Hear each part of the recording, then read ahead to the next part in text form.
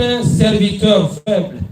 Pour réussir ses missions, il ne pouvait que puiser sa force dans la puissance de Dieu. La faiblesse du serviteur, c'est la puissance de Dieu, nous dit l'Écriture.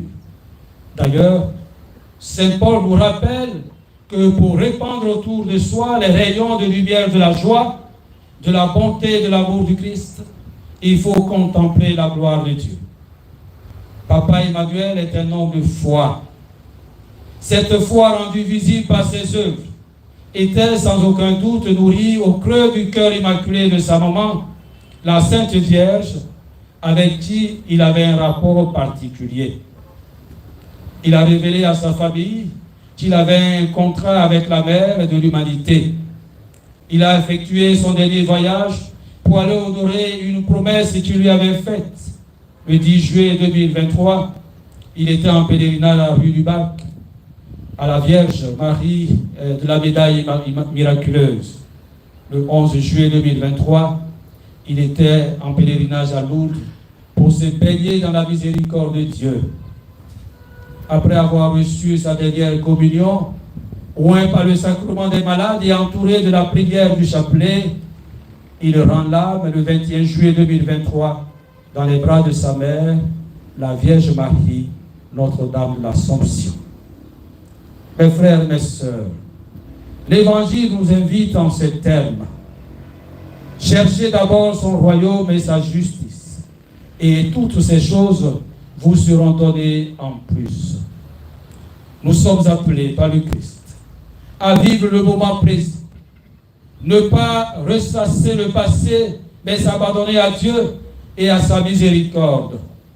Ne pas se tourmenter pour le lendemain, mais le confier à la providence.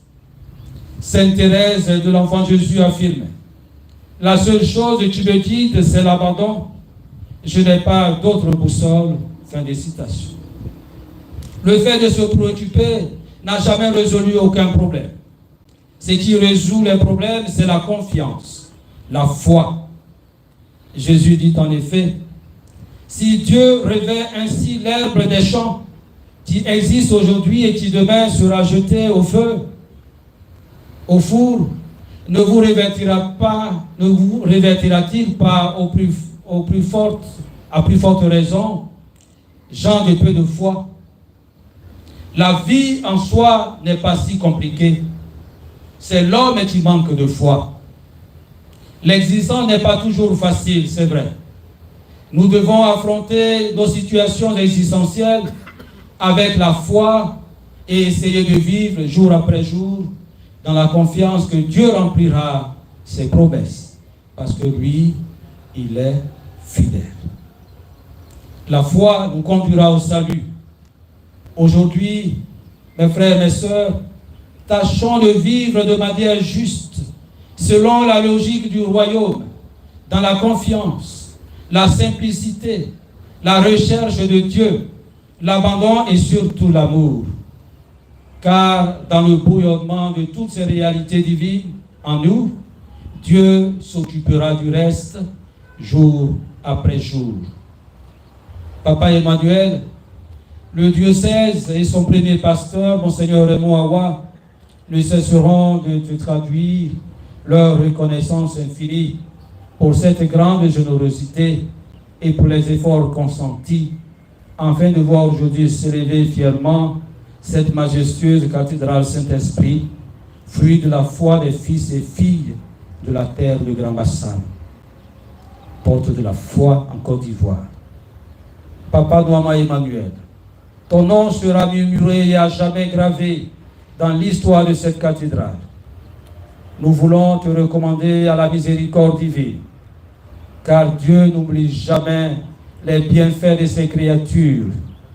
Repose en paix sur la terre de tes ancêtres et prie pour ta famille, pour ton diocèse et pour ton pays.